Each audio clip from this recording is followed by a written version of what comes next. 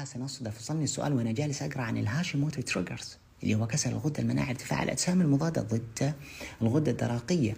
من ضمنهم هنا حاط مادة الجلوتين الموجودة في القمح. أفضل أنك تبعد القمح بشكل كامل، أفضل، خصوصا إذا أنت تجهل السلالة وتجهل كيفية عمل الخبز عندك في البيت. هنا برضو أو وضع بعض المواد الكيماوية من ضمنها مادة الجلايفوسيت اللي يكون بعض الأحيان القمح ملوث فيها، وفي عندك مادة البلاستيك. أنا وصلت لصفحة 271 حاليا وأقرأ في intestinal permeability test اللي هو تحليل أو كيفية عمل تحليل لارتشاح الأمعاء. ارتشاح الأمعاء اللي هو المصطلح العلمي intestinal permeability، المصطلح العام يسمى leaky gut.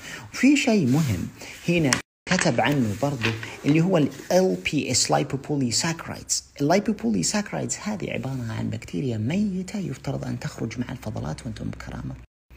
وفي عندك مشكلة، إذا كان عندك ارتشاح في الأمعاء قد تنفذ إلى داخل الجسم وتسبب ارتفاع في الأجسام المضادة، تسبب ارتفاع في الأجسام المضادة. نعم، أبعد مادة الجلوتين بشكل كامل، أفضل لك ترتاح. ممكن تستخدم دقيق اللوز، دقيق الجوز، دقيق الحمص، دقيق الأرز، هذه كلها ما فيها جلوتين.